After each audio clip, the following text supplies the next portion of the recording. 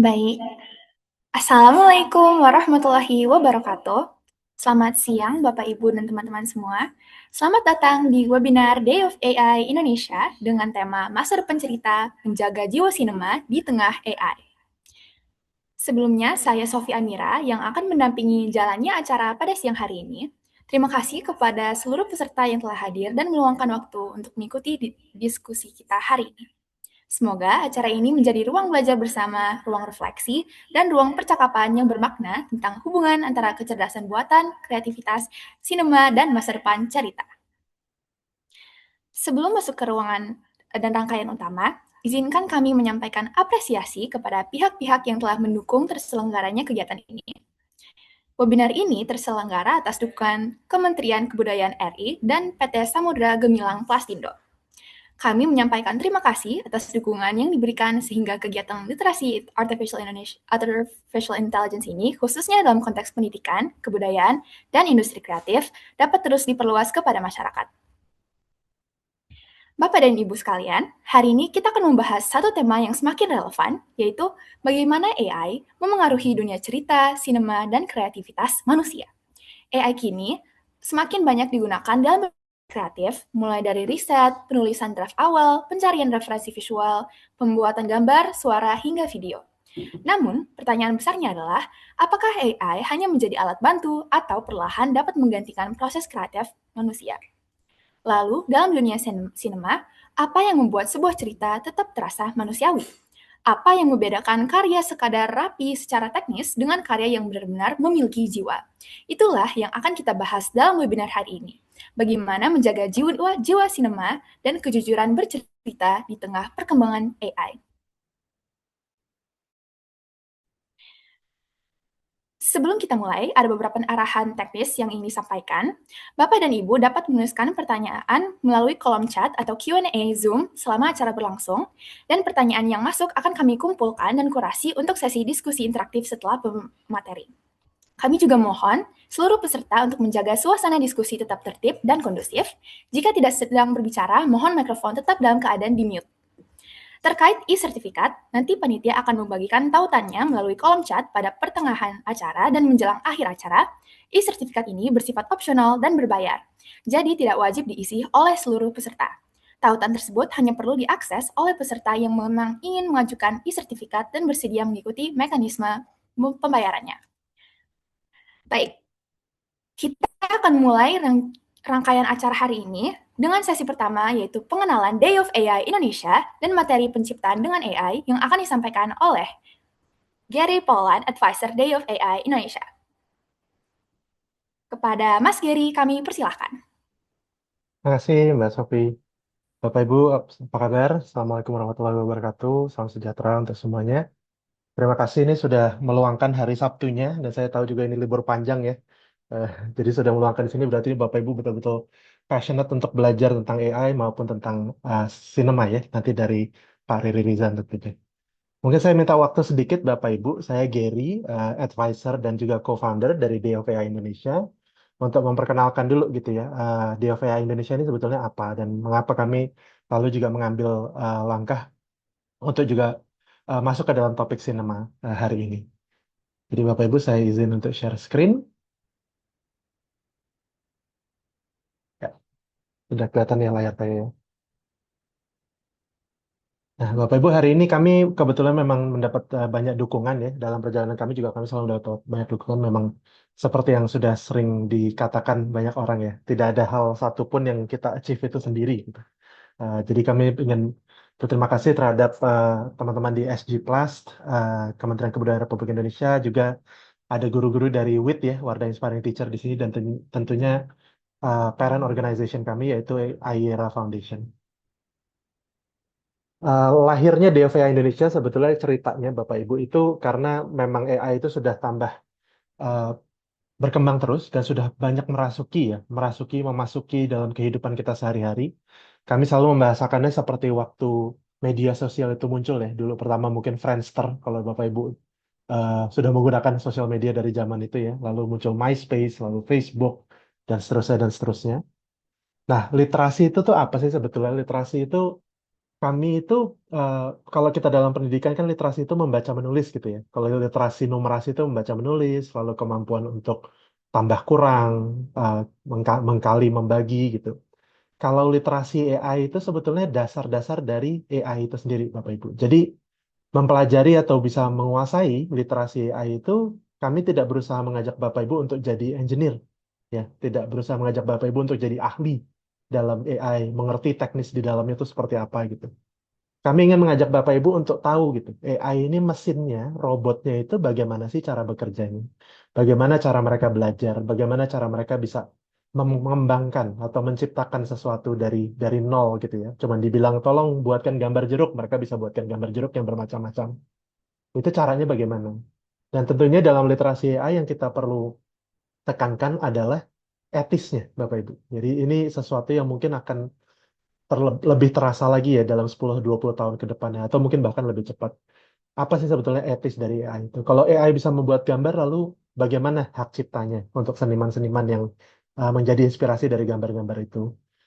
Kalau AI bisa menulis cerita, bagaimana hak ciptanya untuk penulis-penulis yang sebetulnya penulis original? Jadi literasi AI itu sebetulnya adalah kemampuan untuk Bapak Ibu mengetahui hal-hal ini. Kami juga selalu cerita waktu kita rewind lagi ya Bapak Ibu, waktu media sosial itu baru keluar itu kan nggak ada ya literasi media sosial ya, literasi medsos tuh nggak ada pelajarannya. Kita masuk medsos tuh langsung jadi pengguna aja gitu. Langsung pakai Facebook, langsung pakai LinkedIn dan seterusnya dan seterusnya. Ternyata kita nggak sadari, kita ternyata dikasih makan oleh media sosial itu algoritma yang bias ke kita gitu ya. Jadi kalau kita suka pandangannya A, dikasihnya A terus. Teman kita yang suka pandangan B, dikasihnya B terus. Karena kita tidak sadar akan cara kerja algoritmanya ini, akhirnya ya saya selalu bilang saya sampai hari ini masih pada teman-teman yang saling nggak ngobrol ya, gara-gara algoritma bias dari media sosial tersebut. Nah, AI itu bisa jadi mungkin berkali-kali lipat lebih canggih Bapak Ibu daripada media sosial dan tentunya resikonya lebih banyak lagi. Oleh karena itu kami merasa sangat penting adanya gerakan pendidikan literasi AI. Nah itulah cerita asal muasalnya dari Day of AI ini lahir. Nah lahirnya kami sebetulnya dari MIT Bapak Ibu, dari US ya, Massachusetts Institute of Technology yang ada di Massachusetts. Dan kami hub officialnya resminya untuk di Indonesia, dan kami juga sudah berusaha menyesuaikan diri dengan peraturan, kebijakan maupun guideline, panduan-panduan yang ada di Indonesia dan juga di Asia Tenggara. Karena kami juga membantu DFAI untuk dibuka hubnya di negara Asia Tenggara yang lain. Saat ini kami sedang membantu pembukaan DFAI Thailand. Nah, ini contohnya Bapak Ibu ya, ini capaian pembelajaran AI. Saya akan menggunakan kata AI dan KA hari ini secara bergantian karena artinya sama ya. KA itu kecerdasan artifisial, jadi bahasa Indonesianya AI. Ini sesuai Permendikbuddasmen tahun 13 2025. Ini Bapak Ibu bisa lihat di sini ada skill-skill yang dibagi per kelas dan per jenjang ya. Seperti berpikir komputasional, literasi digital, algoritma pemrograman, analisis data. Dan semua ini Bapak Ibu sudah sesuai dengan kurikulum gratis yang disediakan oleh DFA Indonesia dan bisa Bapak Ibu gunakan langsung. Kami semua sifatnya open source, jadi semuanya gratis. Bapak Ibu cukup sign up di website kami, bisa mendapat kurikulumnya gratis, dan kurikulumnya bukan kayak dari buku teks Bapak Ibu harus menurunkan jadi presentasi ya. Kurikulumnya sudah dalam bentuk presentasi, ada panduan guru juga, beberapa ada panduan orang tua murid juga, ada kegiatan-kegiatan, tugas-tugas di dalam situ. Jadi langsung dipakai aja Bapak Ibu. Kami berusaha memudahkan untuk Bapak Ibu guru menggunakan materi kami. Dan kalau Bapak Ibu guru perlu memodifikasi isi materinya, silakan. Itulah arti dari open source itu tersebut yang saya sebutin tadi. Jadi yang tadi saya sampaikan, kami sudah ada di beberapa negara ya, di beberapa belahan dunia, 30.000 plus guru. Di Indonesia sendiri kami sudah mencapai sekitar 1.200 plus guru, mungkin bahkan sudah lebih lagi ya sekarang, dan lebih dari 100.000 siswa. Nah, jadi lumayan, usia kami baru sekitar 1 tahun. Mudah-mudahan dengan dukungan Bapak Ibu kami bisa lebih menyebarkan pengetahuan literasi AI ini. Nah, Bapak Ibu, kurikulum yang saya sebutkan tadi ada semua di situs ini ya Bapak Ibu ya, dfindonesia.org/kurikulum. Mungkin nanti admin bisa taruh di chat ya linknya supaya gampang Bapak Ibu untuk ngeklik atau kopas. Jadi sekali lagi tinggal buka websitenya, download, sign up dulu. Kami memerlukan Bapak Ibu untuk sign up supaya kami mendapat data. Lalu silakan di-download, silakan digunakan. Bisa digunakan langsung, bisa dimodifikasi, semuanya gratis. Nah, contoh materinya apa sih Bapak Ibu? Ini yang kami punya sampai sekarang. Materinya tentu saja berkembang terus ya, karena AI-nya juga berkembang terus. Tapi kalau Bapak Ibu bandingkan ini dengan capaian pembelajaran KA yang dari Permendikbudrismen tadi, itu sudah matching Bapak Ibu. Jadi kami membagi tiga ya, materi kami itu ada fondasinya, ini menjelaskan apa itu AI, bagaimana mesin belajar, bagaimana mesin menciptakan, eh, materi tentang AI dan etis, lalu ada materi tentang aplikasi dari AI, jadi penggunaannya ya untuk kreativitas, penggunaan ChatGPT di sekolah, bagaimana AI dan alat-alat AI itu mempengaruhi hak-hak kita, ya mungkin seperti tadi ya hak cipta dan lain-lainnya. Bahkan ada materi untuk mengajak siswa-siswi untuk ayo kita bangun yuk legislasi atau peraturan atau kebijakan AI di sekolah kita sendiri. Prosesnya gimana sih? Apa-apa aja sih yang perlu kita perhatikan, faktor-faktornya, resikonya apa-apa aja, dan seterusnya. Lalu tadi kalau Bapak Ibu ingat di capaian pembelajaran tadi ada sedikit menyentuh juga tentang programming. Di sini juga ada, kami ada materi tentang programming ya, dengan Python, lalu juga bagaimana cara AI itu mengkuantifikasi kita datanya ya. Juga tentang analisa data ada semua Bapak Ibu di sini. Jadi silakan di-download aja sekali lagi, semuanya gratis, semuanya untuk Bapak Ibu bisa gunakan. Nah, Bapak Ibu, seperti yang saya sebutkan di awal, pelengkap materinya juga sudah ada lembar aktivitas, ada panduan guru, panduan orang tua. Kita lihat sedikit contoh, Bapak Ibu, untuk juga kita matchingkan nih dengan tema sinema hari ini. Saya ingin highlight, Bapak Ibu, ini salah satu contoh materi yang ada di kami ya. Ini apa itu AI atau KA generatif. Jadi kalau Bapak Ibu pasti udah pernah pakai lah ya, ChatGPT atau Gemini ya, Gemini atau DeepSeek ya, yang dari China itu. Itu semua istilahnya large language model, Bapak Ibu, LLM ya. Jenis AI-nya itu LLM dan mereka itu tergolong AI generatif. Generatif AI itu apa sih sebetulnya? Dan emang ada jenis apa lagi sih AI? Setahu saya ya AI cuma generatif AI itu. Saya belum pernah pakai AI sebelumnya gitu ya. Mungkin banyak dari kita merasa seperti itu. Nah, sebetulnya Bapak Ibu, ada dua tipe AI yang bisa kita sebutkan ya. Pertama tentu generatif AI, seperti ChatGPT itu bisa membuat, selain menjawab teks kita, dalam bentuk teks juga, kita minta dia buat resep bikin opor aja dia bisa kasih gitu kan. Resep bikin opor gitu. Tapi dia juga bisa mengenerate, seperti Bapak Ibu tahu, gambar, suara, bahkan video ya, seperti di kanan ini. Ini semuanya buatan dari AI atau KA. Tapi sebetulnya ada jenis AI yang bisa dibilang namanya bukan generatif tapi prediktif, Bapak Ibu. AI yang bisa mengkelompokkan atau memprediksi. Nah, AI yang bisa mengkelompokkan atau memprediksi ini, atau prediktif AI ini, kita bisa memberikan dia suatu gambar seperti di sebelah kiri ini, dan dia langsung tahu, oh ini gambar anjing. Bedanya dengan generatif AI kita minta dia menggambar anjing dan dia menciptakan atau mengembangkan atau menghasilkan gambar anjing. Jadi kalau yang prediktif cuma bisa mengkelompokkan dari yang sudah dia belajar, oh ini gambar anjing, oh ini gambar kucing, oh ini gambar botol, gitu misalnya.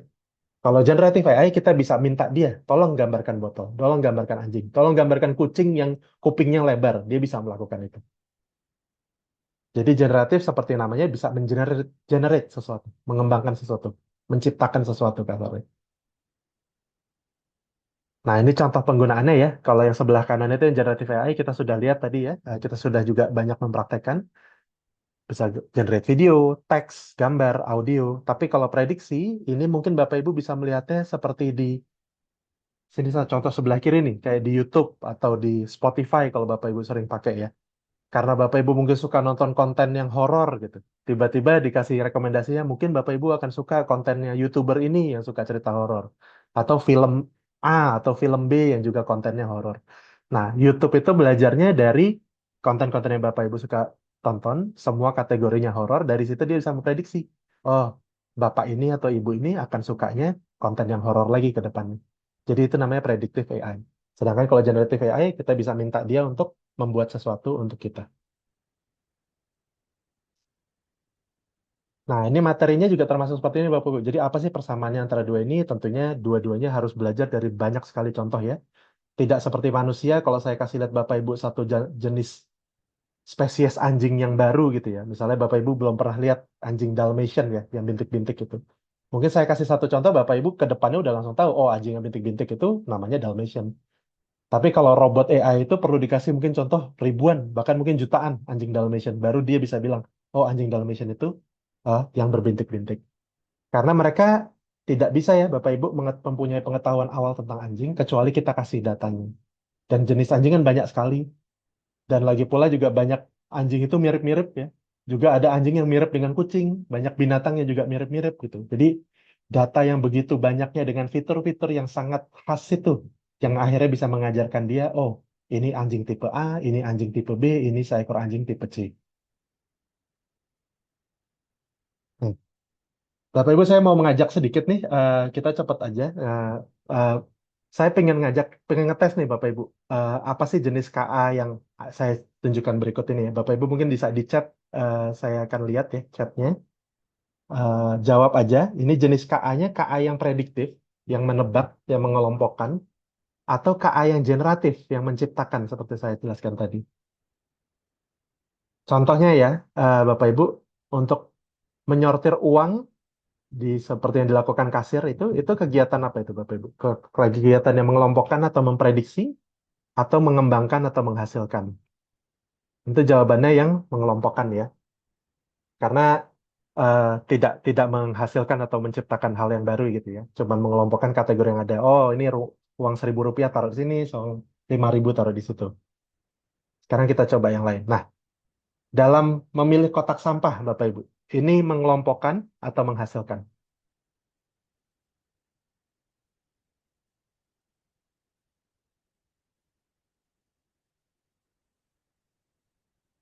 Kira-kira kalau kita dalam mau buang sampah nih, sampahnya kaleng atau plastik, untuk kita bisa masukkan ke yang benar itu mengelompokkan atau memprediksi atau menghasilkan, mengembangkan. Ya, saya lihat ada mengelompokkan, menghasilkan. Ya, jawaban yang benar mengelompokkan ya, Bapak Ibu ya. Karena kita tidak mengenerate sesuatu yang baru, kita cuma lihat, oh ini sampah plastik, jadi masuknya ke kantong yang plastik. Bagaimana kalau melukis, Bapak Ibu? Itu mengelompokkan atau menghasilkan? Predictive AI atau generative AI yang melakukan itu?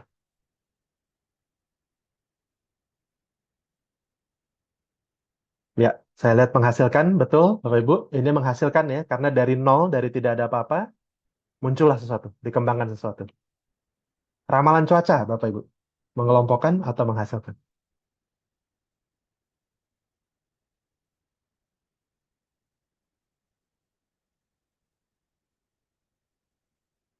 Ya, saya lihat Bu Jessica mengelompokkan. Ya, jawaban yang betul mengelompokkan ya. Eh, Mengambil data-data yang sudah ada, lalu berusaha meramal apa yang ke depannya. Tapi tidak mengenerate suatu image, atau teks, atau gambar, atau audio yang baru ya. Cuman memprediksi dari data yang ada. Jadi itu mengelompokkan atau memprediksi. Mengklasifikasi makanan, ini jenisnya roti, itu buah, itu sayur, itu keju. Itu mengelompokkan atau menghasilkan? Ya, sekali lagi sama, ini mengelompokkan. Bagaimana kalau seorang koki memikirkan resep baru?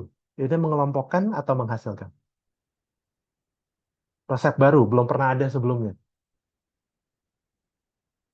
Ya, menghasilkan. Betul, menghasilkan jawabannya ya. Ya, saya mungkin skip aja yang sisanya sepertinya sudah nangkep ya. Jadi seperti halaman medsos ini mengelompokkan, menciptakan lagu itu menghasilkan ya, Bapak Ibu. Mengelompokkan jenis buku, genre dari buku, ini mengelompokkan ya. Jadi mengklasifikasi. Dan seterusnya dan seterusnya. Jadi Bapak Ibu sudah bisa merasakan ya bedanya apa itu yang predictive AI yang mengelompokkan atau memprediksi dengan yang generative AI yang mengenerate, menghasilkan atau menciptakan ya. Nah, apa sih jenis umpan balik yang diterima oleh AI gitu ya? Untuk AI itu bisa belajar, mereka akan selalu butuh umpan balik gitu ya. Mereka akan coba, mereka gagal, mereka coba lagi. Jadi kita bisa lihat di sini, ini fotonya seorang aktor ya di Amerika. Eh, Kalau dia bilang originalnya seperti apa, nanti dihasilkan oleh KA-nya itu semua berdasarkan dari feedback atau umpan balik yang diberikan oleh eh, user yang lalu masuk ke dalam sistem mereka. Nah, dalam KA ini disebutnya General Network atau GAN. Ini suatu sistem yang digunakan untuk menghasilkan gambar. Nah, ini masuk sedikit ke teknis ya, Bapak Ibu ya. Jadi dalam dalam GAN ini eh, nanti ya di materi kami sebetulnya akan diberikan suatu kegiatan di kelas yang murid-murid itu bisa lakukan. Akan ada murid-murid yang seperti menerima datanya, lalu ada murid-murid yang akan mengolah datanya, lalu ada murid yang akan menjadi hasilnya dari data tersebut. Nah, itu dalam sistem GAN ini sebetulnya sudah diajarkan satu set data ya, misalnya angka-angka gitu ya, 298. Lalu nanti ada generate angka baru nih dengan angka yang mereka belum kenal gitu ya, misalnya angka 4 gitu. Kita masukkan lewat generatornya. Nah, dalam sistem AI-nya itu, setelah di-generate akan ada namanya diskriminator. Jadi diskriminator ini akan mengkurasi. Sebetulnya ini datanya betul nggak sih? Make sense nggak sih? Masuk akal atau enggak? Lalu nanti dia dia akan memberikan, oh ini datanya betul, oh atau ini datanya sebetulnya ini angka nomor 2, angka nomor 9, angka nomor 4, nomor 8, dan seterusnya. Nah ini diskriminator ini mengevaluasi apakah gambar itu asli atau palsu, dan umpan balik dari diskriminator ini yang generator akhirnya menyesuaikan prosesnya untuk menghasilkan gambar yang lebih baik. Ini siklus ini Bapak Ibu yang berulang-ulang ya. Jadi siklus umpan balik ini yang dilakukan oleh robot AI tersebut. Ada juga cara lain ya, selain GAN itu, sistem yang namanya diffusion, Bapak Ibu. Jadi ini di mana AI itu dari suatu noise ya, yang seperti kalau dulu TV yang, ini Bapak Ibu mungkin dulu masih zaman TV ya, TV pakai antena itu yang masih noise ya, kalau nggak ada channelnya. Jadi gambar yang dari noise itu, model diffusi adalah jenis sistem yang menghasilkan gambar dengan cara menghilangkan noise-nya secara bertahap. Jadi sampai lama-lama tuh kelihatan gambarnya itu seperti ini, dari noise lama-lama kelihatan gambar kecil. Jadi mereka bisa menghasilkan lewat cara GAN tadi ya. Setelah masuk di generate inputnya, lalu mereka diskriminasi kira-kira mana yang gambar yang benar, mana gambar yang palsu. Bisa juga mereka dari noise itu mereka mereka apa bersihkan sampai mendapatkan gambar yang lebih jelas.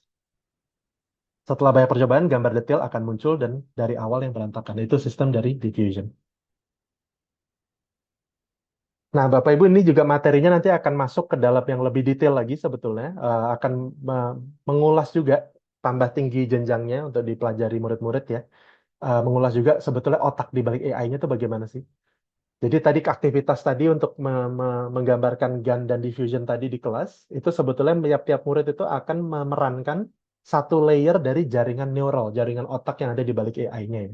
Jadi inputnya, hiddennya, outputnya. Jadi nanti di kelas Bapak Ibu akan membagi muridnya jadi tiga ini. Ada murid-murid yang jadi input, ada murid-murid yang jadi hidden layer, ada murid-murid yang jadi layer output atau hasilnya.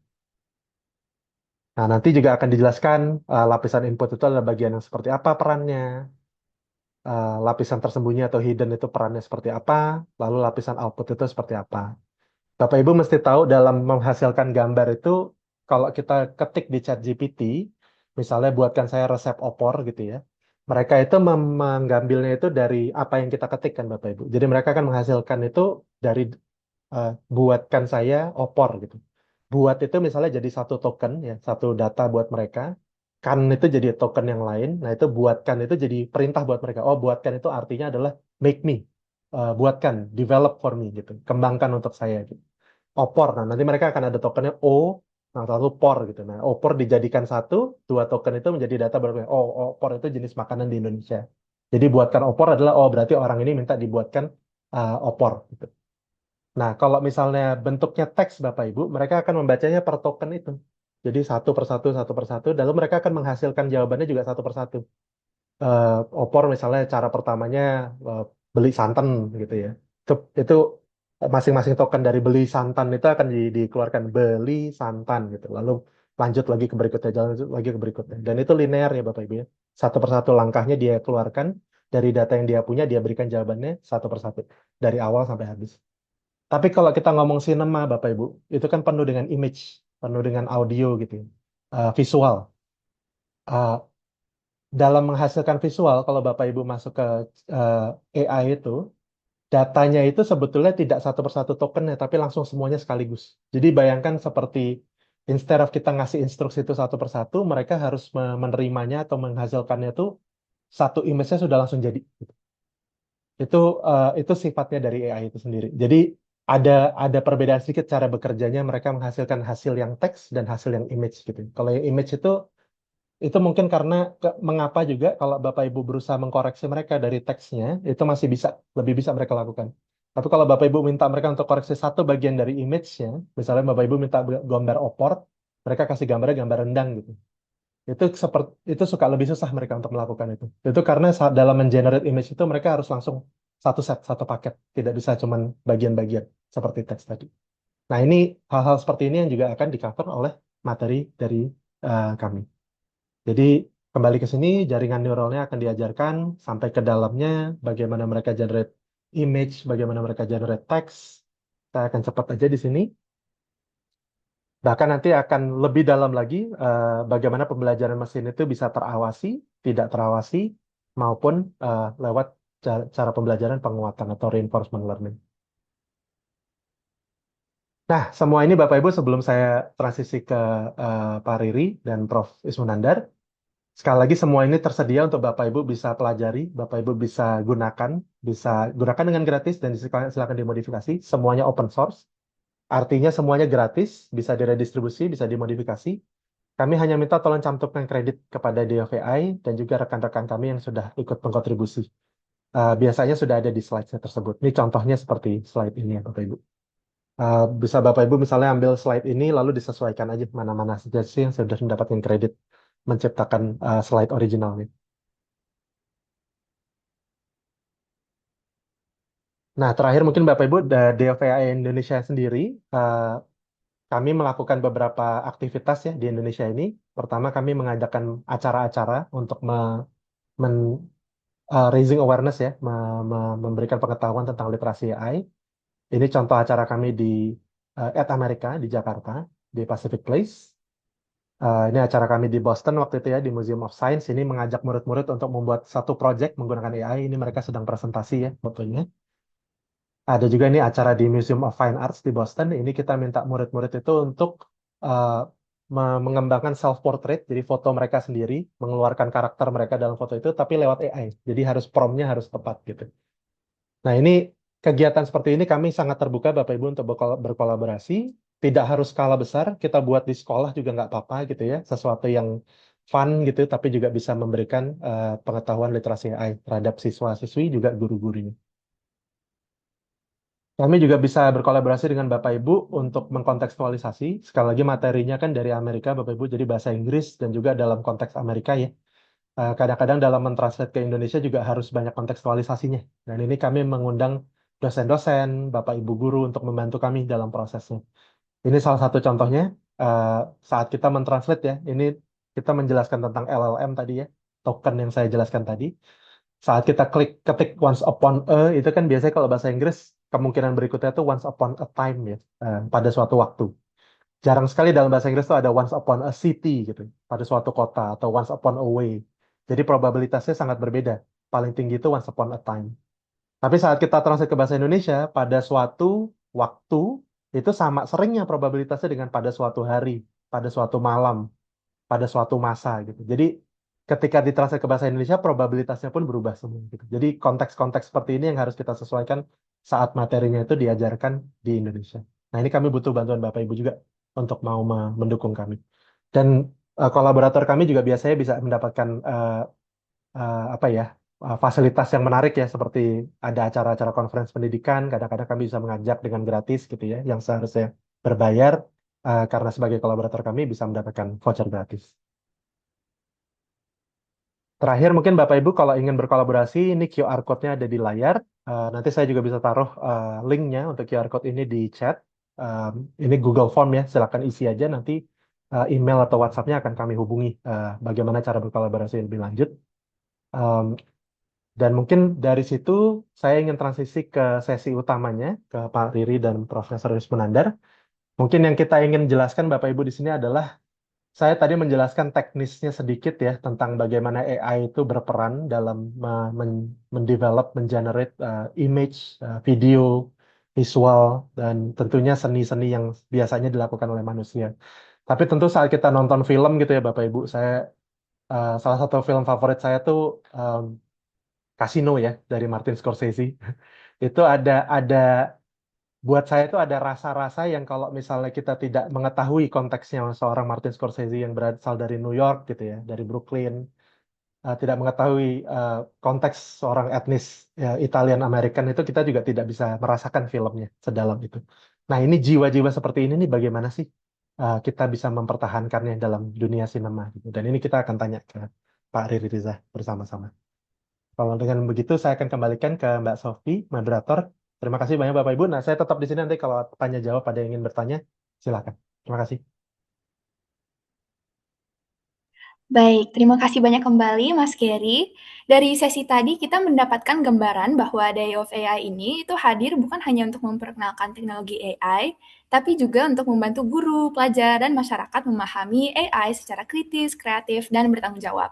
Tadi juga udah di-share salah satu pemaparan, contoh pemaparannya yang akan di tautan kurikulumnya ya.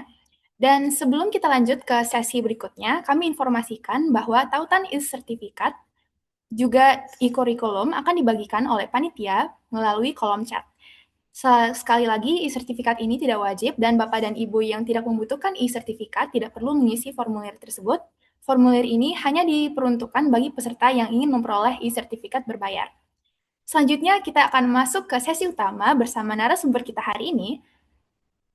Kepada Bapak dan Ibu sekalian, sekarang kita masuki sesi utama dan bersama Riri Riza, dan beliau ini adalah salah satu tokoh penting dalam perfilman Indonesia. Sebelumnya, karya-karya beliau telah menjadi bagian dari ingatan banyak orang, bukan hanya sebagai tontonan, tapi juga sebagai cerita yang membentuk cara kita melihat keluarga, persahabatan, pendidikan, budaya, dan kehidupan sosial. Dan di tengah perkembangan AI yang semakin cepat, perspektif seorang sinias menjadi sangat penting, dan karena itu, sinema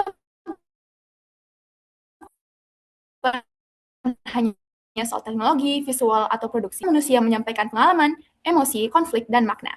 Pada sesi ini, kita akan mendengar pandangan Mas Riri tentang bagaimana AI memengaruhi dunia cerita dan sinema, serta bagaimana kreativitas manusia tetap relevan di tengah perkembangan teknologi.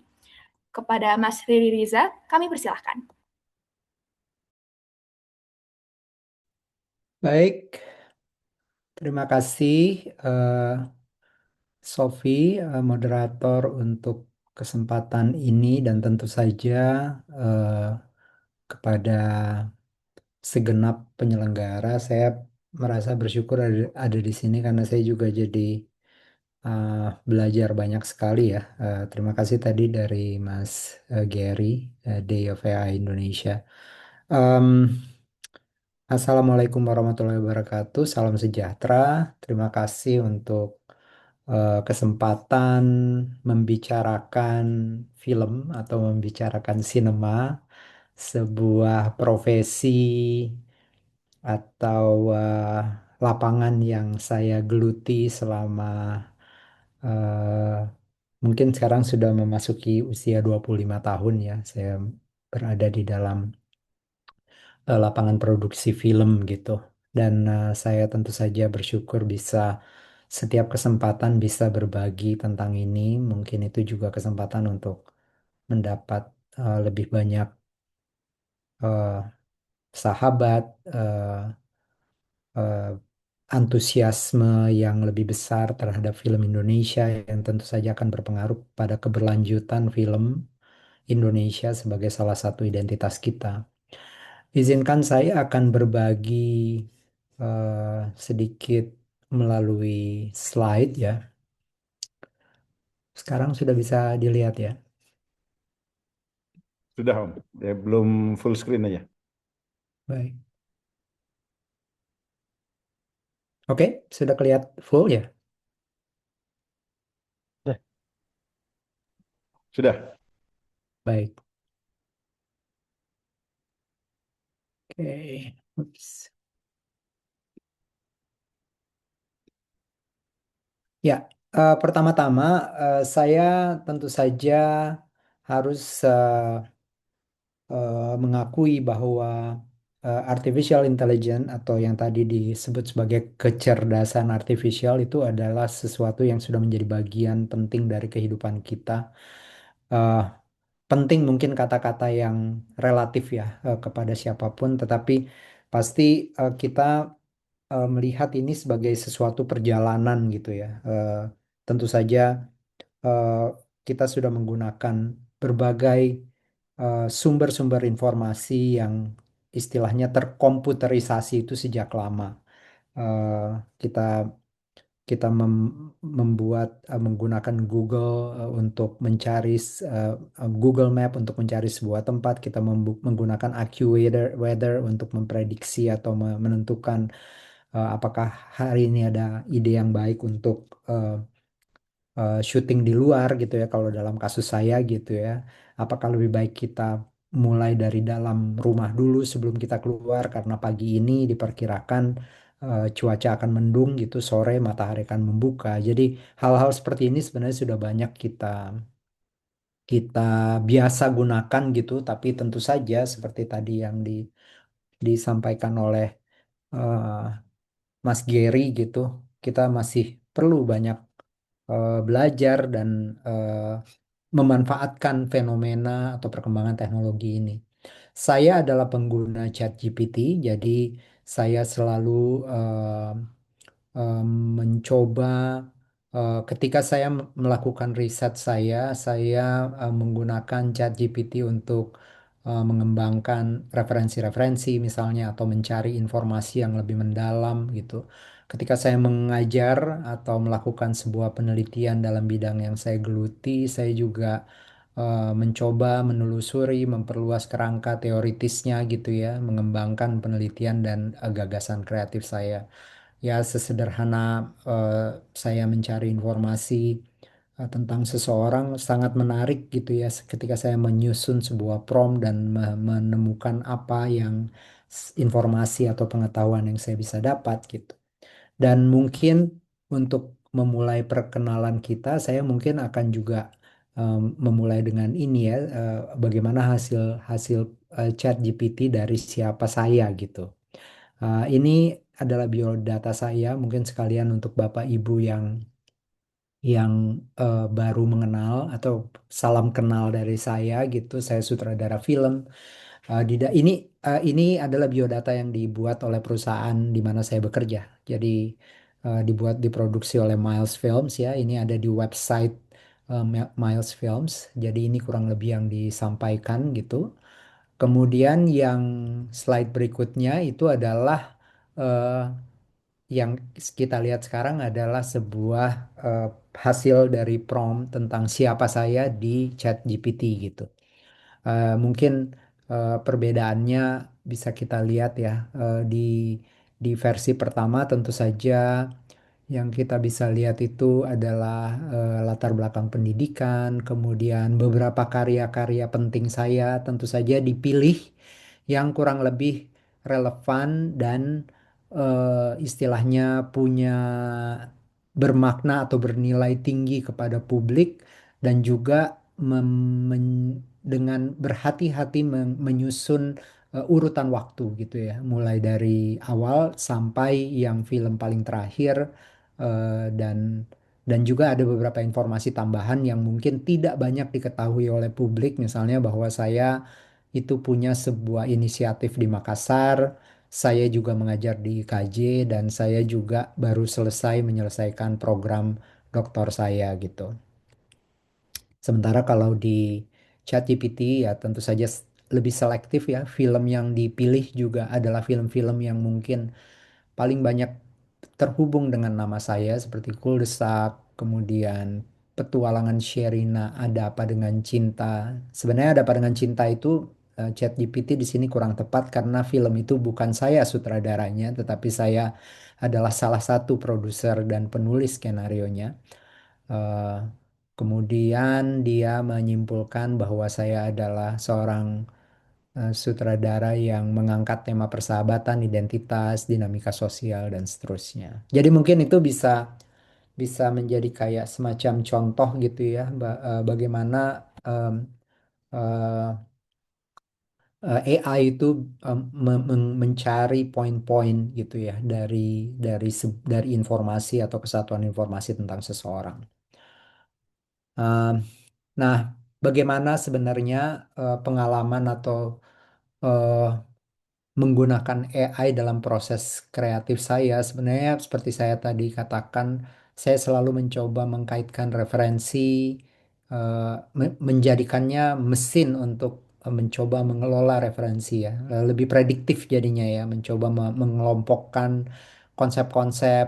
eh, Mungkin sesekali saya mau mencoba mencari contoh-contoh film, judul-judul film yang menggambarkan ketika saya misalnya mau bikin film tentang Indonesia tahun 50-an gitu, saya akan mencoba meminta ChatGPT untuk memberikan beberapa judul film-film baik di Indonesia maupun lingkungan Asia atau negara-negara misalnya ketiga ya seperti Brazil, Meksiko gitu ya, atau Spanyol yang bisa menggambarkan situasi kehidupan tahun 50-an. Karena mungkin di dalam logika berpikir saya ini mungkin akan tersambung gitu antara kehidupan Indonesia sebagai negara yang baru merdeka di tahun 50-an dengan negara-negara juga yang merdeka di tahun yang sama. Jadi itulah yang biasanya saya coba manfaatkan AI gitu. Tetapi tentu saja ini intuitif saya saja ya. Ketika saya mendapatkan informasi itu, saya kemudian menyadari bahwa informasi yang saya dapatkan biasanya bersifat sangat global dan tidak spesifik gitu. Jadi saya harus mencoba memberikan perspektif yang lebih tajam gitu di dalam prompt saya gitu.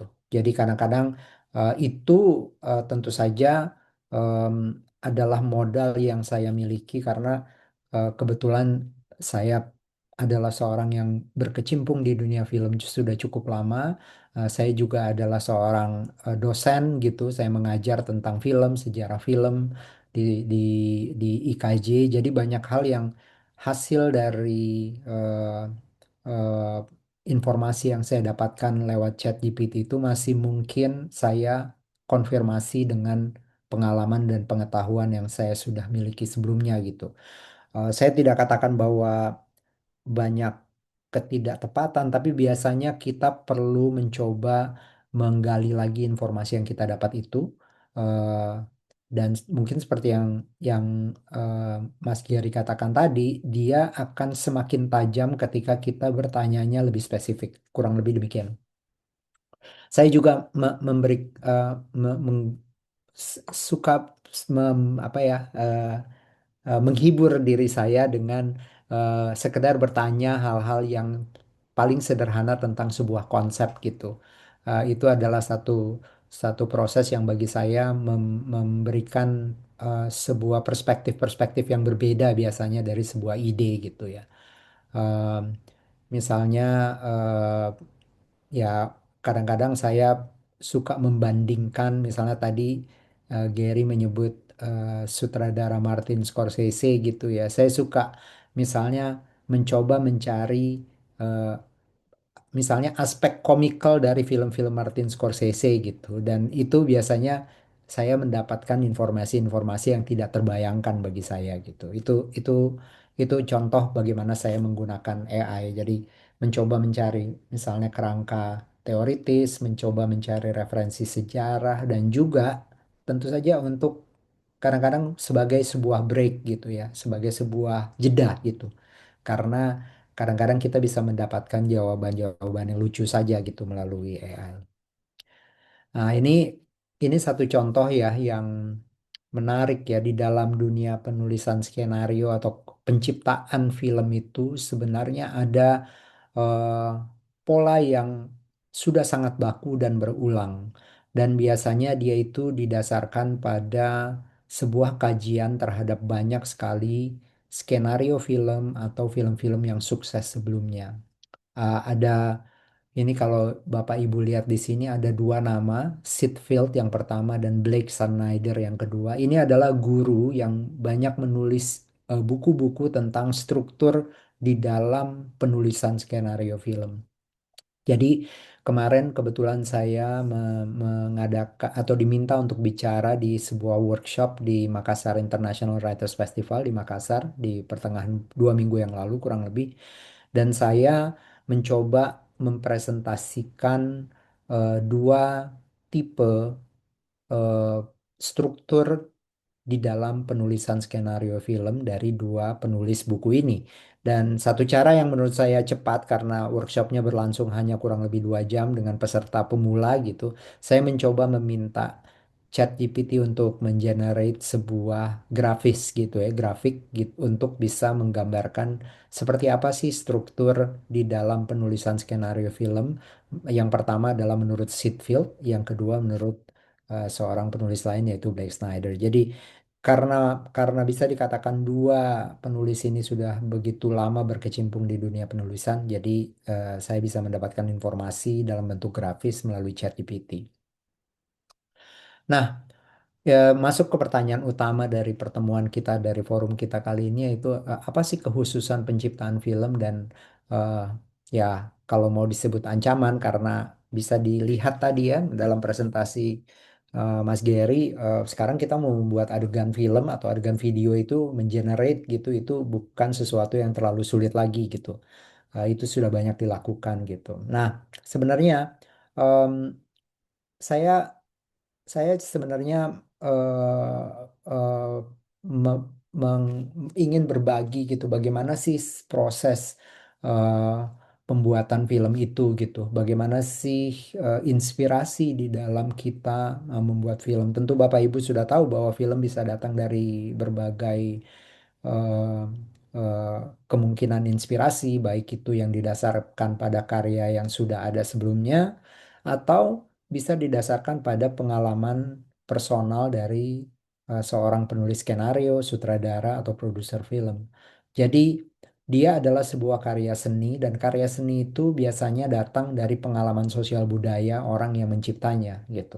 Nah, ini satu hal yang mungkin menjadi dasar dari argumen kreatif gitu ya bagi seorang pembuat film yang sebenarnya termasuk karena film itu ditemukan atau dirumuskan paling terakhir sebagai seni ya, dia disebut seni ketujuh gitu setelah orang selesai dengan seni rupa, kemudian musik, kemudian seni pertunjukan seperti teater, musikal dan lain-lain, tentu saja ada sastra juga.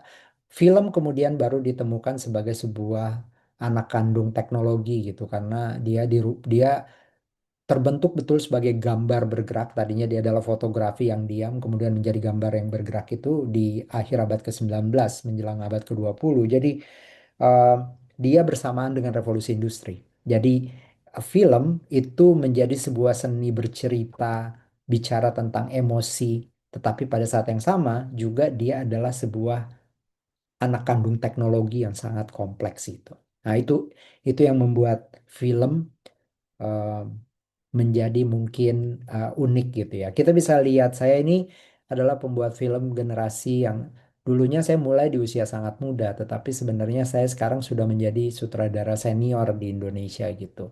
Di akhir tahun 90-an itu proses membuat film itu masih sangat analog semua.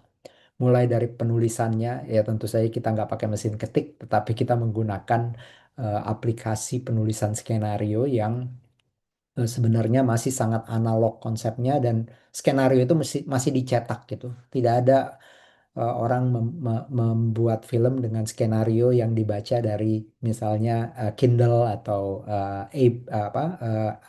pad gitu ya. Dia harus dicetak gitu. Persiapan settingnya, film itu rata-rata di syuting di lokasi ya, apalagi eh, film-film yang misalnya kayak contoh Petualangan Sherina ini film anak-anak jadi dia membutuhkan sekali energi anak-anak gitu jadi paling paling menarik adalah kalau kita melakukan pengambilan gambarnya di luar ruang gitu semua pemain film anak-anak itu rata-rata tidak punya pengalaman jadi harus melalui proses latihan yang panjang dan itu adalah proses yang sangat mengandalkan interaksi gitu. Nah, film juga masih direkam di era saya membuat film pertama kali itu direkam dengan menggunakan film analog seluloid. Bahannya itu jelas ada gitu bahannya gitu ya. Bisa bisa betul-betul dilihat gitu, dipegang gitu ya. Tidak merupakan bahan digital seperti hari ini. Kalau sekarang kan kita motret atau kita merekam gambar itu menggunakan data digital. Nah, di era saya membuat film semuanya masih sangat eh, analog. Saya juga membuat film eh, untuk menggambarkan keragaman alam dan budaya Indonesia. Dan karena itulah saya sangat mengandalkan interaksi sesungguhan dengan pembuat film, dengan subjek-subjek saya dalam membuat film gitu. Ini contoh film Sekolah Rimba ya. Ini salah satu contoh pembuatan film yang cukup ekstrim gitu karena kami harus membuat film menggunakan kami memutuskan untuk membuat film dengan menggunakan warga asli orang Rimba di hutan Bukit 12 di Jambi. Syutingnya itu eh, eh, perlu betul memikirkan bagaimana teknologinya tuh paling tepat guna gitu. Kameranya harus yang tepat karena dia akan lebih panas dari kita syuting di dalam studio misalnya. Teknik-teknik pencahayaannya juga tidak bisa pakai pencahayaan yang menggunakan listrik terlalu besar karena rata-rata kita hanya bisa masuk ke sebuah kawasan hutan yang tidak menggunakan misalnya alat generator listrik yang besar gitu. Ini sebenarnya adalah gaya film yang terinspirasi dengan perkembangan teknologi, perkembangan sebuah gerakan film neorealisme di Italia di tahun 50-an.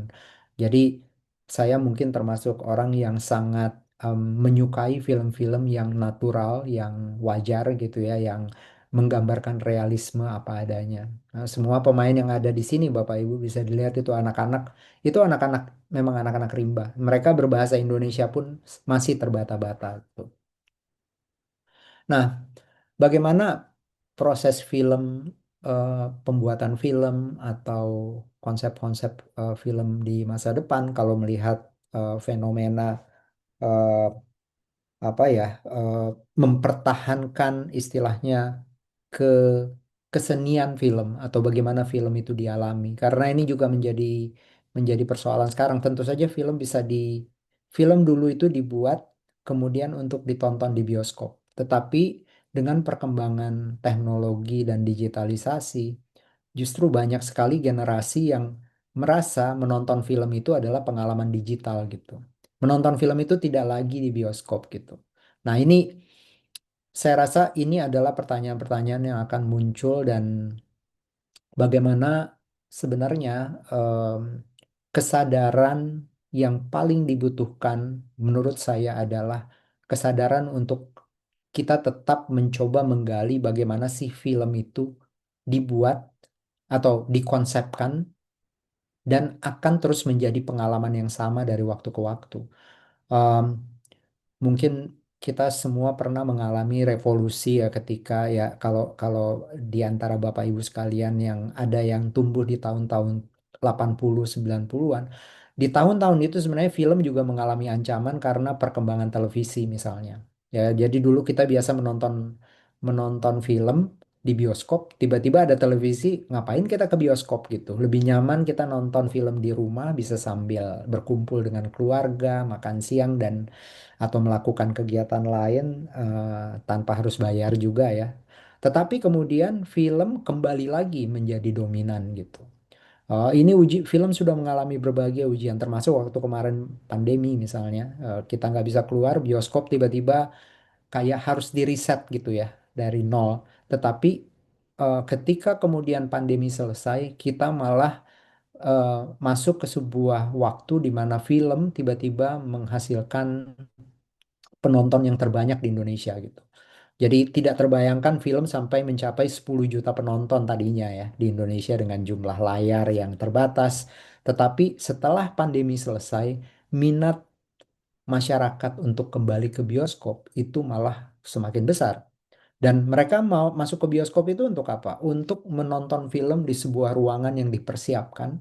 Ruangannya digelapkan lebih dahulu, kemudian filmnya diputar di layar lebar, kemudian kita mengalami sensasi-sensasi emosi gitu ketika menonton film. Nah, itu yang saya rasa eh, kalaupun kecerdasan artifisial ini berkembang, mungkin tujuan-tujuannya adalah untuk mempertahankan bagaimana supaya pengalaman sinematik itu bisa berusia panjang gitu, atau bisa tetap bertahan gitu.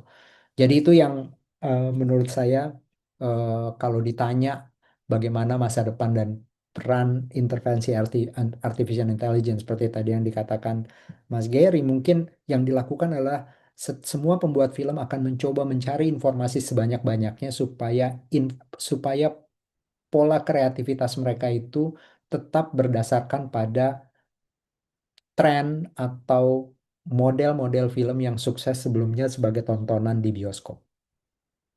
Itu kira-kira yang menjadi bayangan saya dan saya akan masuk sedikit lagi. Ini saya akan bicara tentang dua film saya yang terakhir. Dua film saya yang saya pertama ini Petualangan Sherina yang saya buat di tahun 2023. Ini adalah film yang justru ketika kita lepas dari pandemi di mana kita semua terkurung di dalam rumah, kemudian eh, kita banyak sekali menjadi hidup dengan budaya layar yang kecil gitu. Eh, saya dan produser saya justru memutuskan untuk membuat film yang membawa kita ke sebuah tempat yang jauh gitu. Ini eh, kami syuting di lokasi, kami memprediksi dan mempersiapkan semuanya dengan baik. Ini ceritanya terkait dengan konservasi orangutan Kalimantan dan bagaimana Sherina dan Sadam, tokoh utama cerita ini sebenarnya dari Jakarta terbang ke Kalimantan untuk meliput proses pelepas liaran orangutan di sebuah taman nasional gitu. Justru film yang mencoba membuka ruang hidup dari penonton yang tadinya terkungkung di sebuah ruang tertutup gitu. Jadi sinema dikembalikan ke karakteristiknya yaitu sebuah kesempatan untuk mengalami pengalaman luar ruang yang luar biasa gitu. Kemudian film saya yang baru sekali selesai itu adalah Rangga dan Cinta. Ini juga kembali bicara tentang interaksi, bicara tentang hubungan antar manusia ya. Subjeknya adalah dua remaja gitu ya. Dan bagaimana digambarkan kontak mata ya, puisi itu menjadi bagian yang mendorong kita untuk menjadi manusia gitu, memahami eh, apa ya kepekaan-kepekaan kita gitu sebagai manusia gitu. Nah, tentu saja ini satu hal yang em, kalau di dalam pengalaman saya mengerjakan film ini di era kecerdasan artifisial, apa yang paling utama saya saya bisa dapat adalah saya sebenarnya punya ruang lebih luas untuk mencoba menggali referensi-referensi terhadap berbagai fenomena sosial yang terjadi sekarang. Misalnya saya bisa sekali melalui dengan bantuan AI atau ChatGPT dalam hal ini karena eh, apa ya yang saya masih gunakan dominan itu baru ChatGPT. Ya misalnya untuk mencari referensi jauh-jauhnya gitu tentang bagaimana sih eh, apa pola-pola hidup misalnya dalam hal ini Rangga dan Cinta adalah film yang bersetting tahun 2000-an awal. Bagaimana sih lingkup hidup manusia atau berita-berita atau pola-pola hubungan atau referensi-referensi gambar tentang kehidupan remaja tahun 2000-an. Sekarang sudah jauh lebih mudah saya dapatkan referensi tersebut dengan bantuan dari AI gitu. Ada satu yang menarik juga yang saya baru ketahui dari penata artistik. Penata artistik tuh kayak orang yang mengurusi semua yang terlihat di dalam layar film ya. Misalnya di belakang sana di jendela tuh ada kayak dua lukisan yang dipajang gitu. Kami untuk menghindari persoalan hak cipta biasanya mencoba menggali visual-visual itu melalui AI gitu. Jadi mencari lukisan pemandangan. Kalau kalau di masa dulu saya bikin film, saya ambil aja tuh lukisan siapapun saya letakkan di dinding gitu. Sekarang dengan bantuan AI sebenarnya kita bisa menghindari resiko-risiko pelanggaran hak cipta dengan kita bisa menciptakan lukisan itu sendiri dengan gaya eh, karya visual gitu dari pelukis tertentu misalnya. Tentu saya itu satu hal yang bisa diperdebatkan apa ya apakah dia tetap melanggar hak cipta atau tidak. Tapi setidaknya kita menghindari supaya tidak kalau misalnya pelukisnya sudah tidak ada, kita kita terhindar dari apa ya, pelanggaran yang lebih jauh gitu. Nah, itu satu hal yang saya rasa dalam proses membuat film, penciptaan film sekarang cukup baik, kita cukup terbantu dengan adanya kecerdasan artifisial.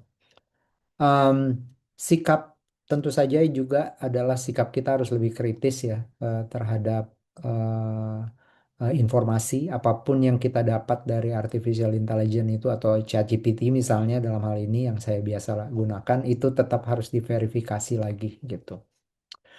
Em, Ya, saya rasa eh, demikian. Nah, ini satu hal pendek saja sebelum sebelum eh, saya menutup. Saya pikir kita sebagai eh, pembuat film atau pekerja seni di masa depan, eh, mungkin ini dalam hal ini misalnya di dalam dunia pendidikan seni gitu, sebenarnya kita mau tidak mau eh, harus mencoba memahami. Jadi saya senang ada di sini dan saya sangat sepakat bahwa artificial intelligence ini harus betul-betul difahami, diterima tapi dipahami dengan baik gitu. Supaya apapun yang kita lakukan ke depan itu bisa eh, kita bisa mengelola informasi dengan lebih terampil gitu. Nah, kita bisa melihat sebenarnya bagaimana potensi AI akan membawa eh, karya budaya kita ke dalam algoritma global gitu. Saya pernah punya pengalaman membuat sebuah film yang didasarkan pada sebuah karya novel dari eh, penulis Andrea Hirata, yang bisa dilihat di sini dari sebuah karya novel dia kemudian menjadi karya film, dan kebetulan karena karya filmnya menjadi film, salah satu film laris ya di tahun 2008 gitu, salah satu film dengan rekor jumlah penonton yang sekian banyak.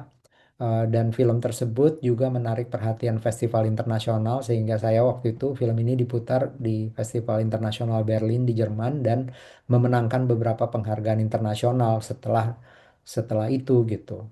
Pada saat yang sama, daya tarik dari Laskar Pelangi menjadi meningkat, percakapan tentang Laskar Pelangi menjadi meningkat, dan film dan bukunya kemudian tersebut kemudian diterjemahkan ke dalam bahasa Inggris. Dan dengan itu, Laskar Pelangi yang judul bahasa Inggrisnya itu Rainbow Troops menjadi percakapan yang lebih global gitu. Eh, ini adalah sebuah pengalaman yang luar biasa.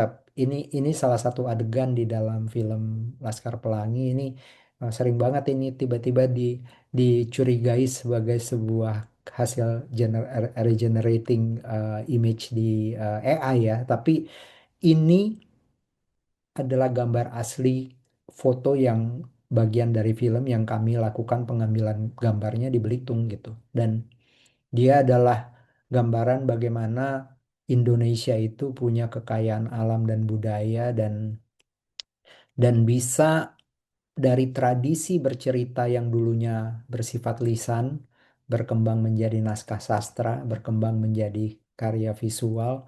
Dia itu adalah sebuah potensi yang sangat besar untuk menjadi daya tarik global gitu. Karena sekarang seperti sekarang kita kita punya begitu banyak jalur gitu untuk memperkenalkan Indonesia melalui medium-medium seperti film ini. Dan setelah film Laskar Pelangi ini diputar dan menjadi pembicaraan, eh, novelnya kemudian diterjemahkan, bahkan sekarang itu kalau nggak salah sudah ke 30 bahasa gitu ya.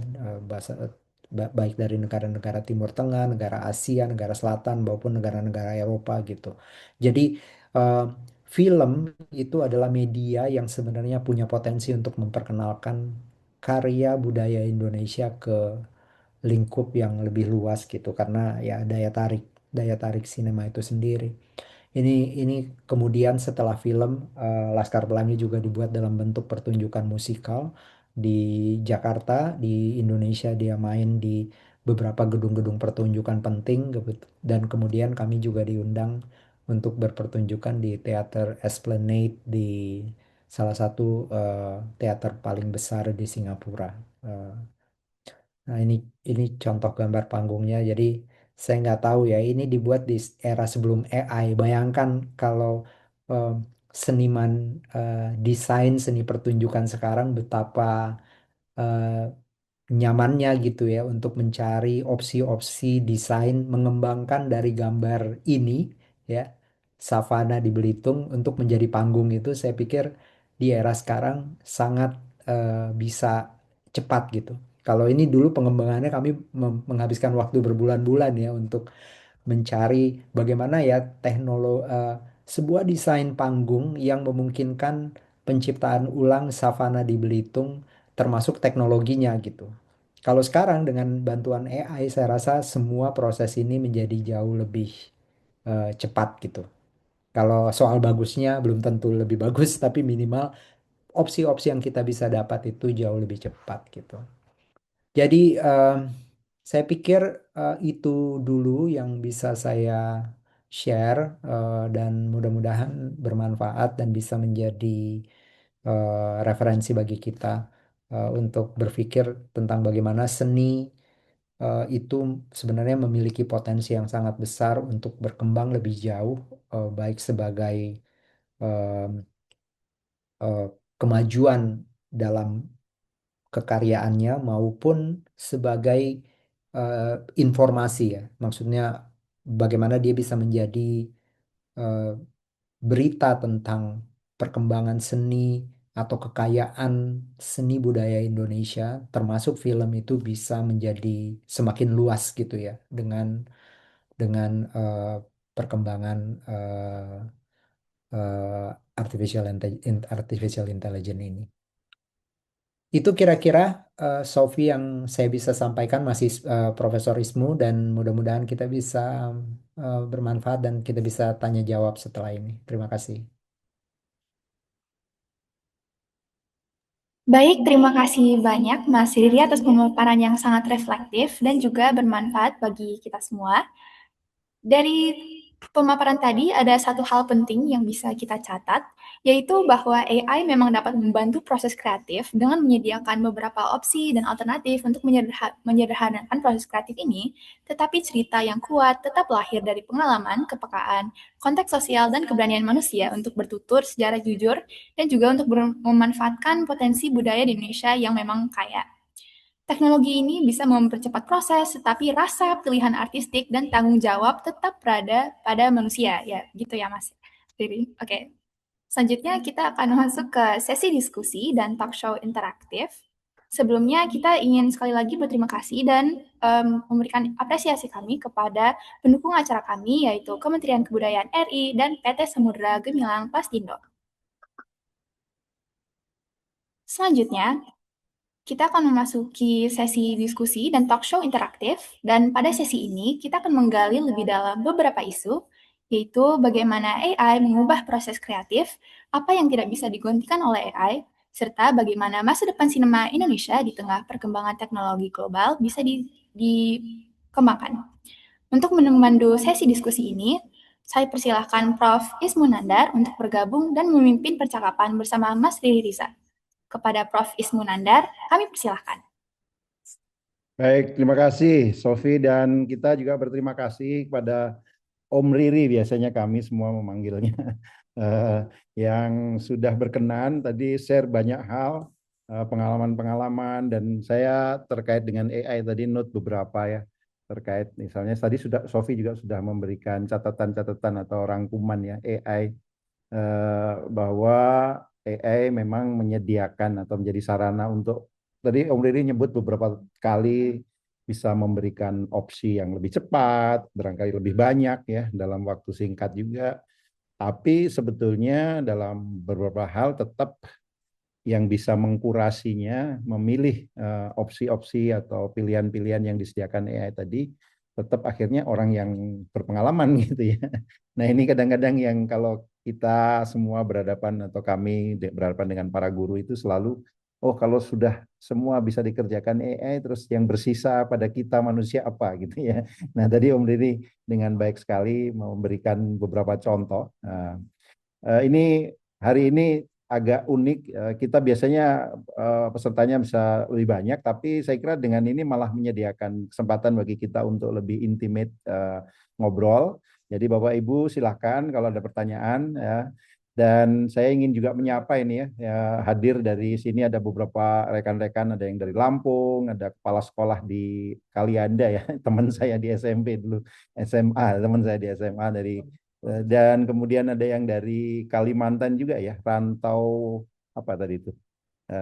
Apa jadi rantau Pulung itu dari Kutai Timur kalau tidak salah ya. Kemudian ada dari UIN SSC di Cirebon. Jadi ini apa audiens yang cukup intimate tapi dari berbagai daerah.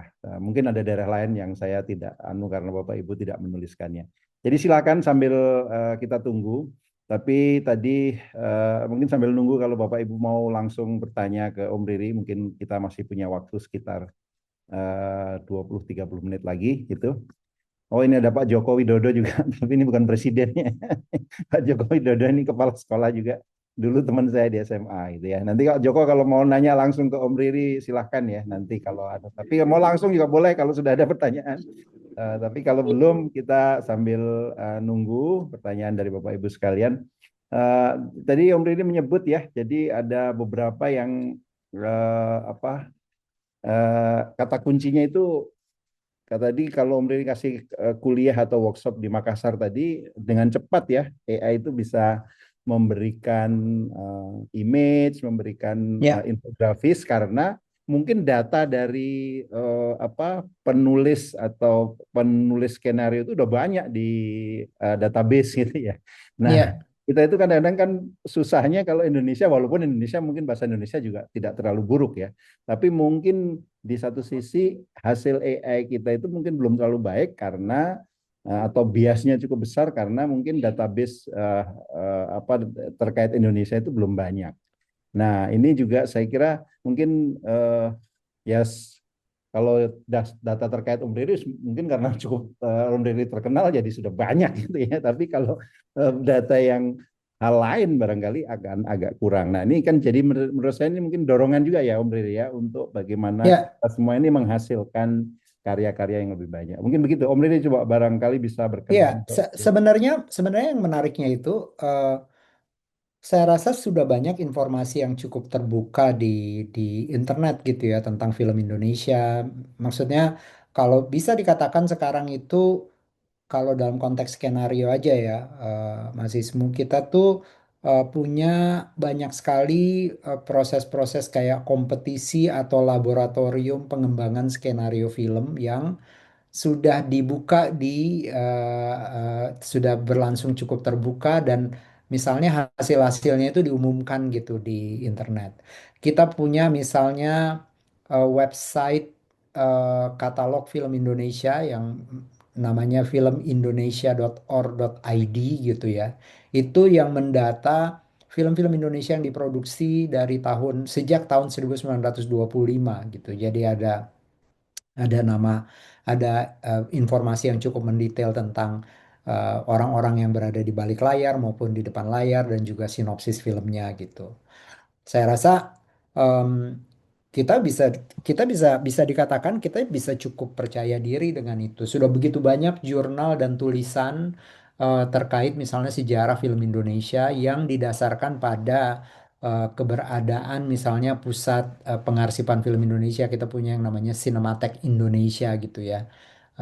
Yang sudah berdiri sejak 1975, dan di situ sebenarnya banyak sekali eh, peneliti yang datang dan melakukan penelitian tentang film Indonesia dan kemudian mempublikasikannya gitu. Jadi saya pikir kita sudah bisa cukup percaya diri gitu ya bahwa informasi tentang film Indonesia itu udah cukup banyak.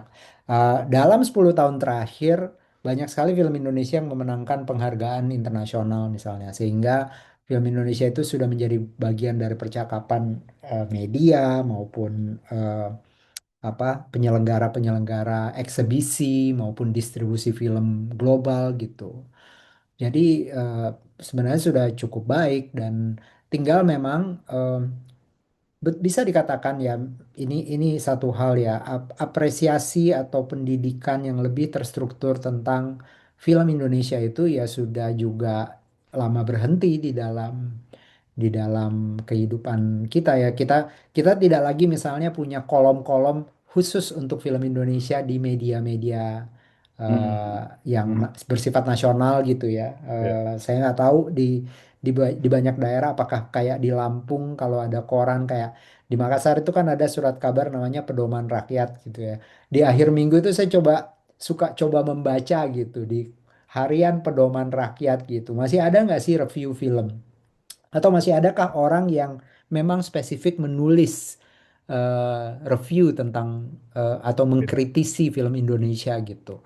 Itu terjadi luar biasa di negara-negara seperti Prancis, Jerman, apalagi di Hollywood gitu ya di Amerika itu hampir semua surat kabar kayak New York Times, LA Times ya gitu, itu ada seksi khusus tentang yang mereview film gitu. Nah, saya pikir kita juga mungkin harus mendorong lebih banyak ke apa unsur-unsur dalam masyarakat. Dalam hal ini makanya saya senang sekali dapat kesempatan ketemu guru-guru di sini karena menurut saya film yang baik, film itu dunia film kita itu bisa bisa baik dan berkembang ketika kita semua aktif gitu untuk mempublikasikan gitu ya. Karena kalau kita tidak menjadi bagian dari menjaga perkembangan film Indonesia, kita akan menjadi konsumer saja gitu. Suatu hari kita di di di kelas ingin bicara tentang sejarah,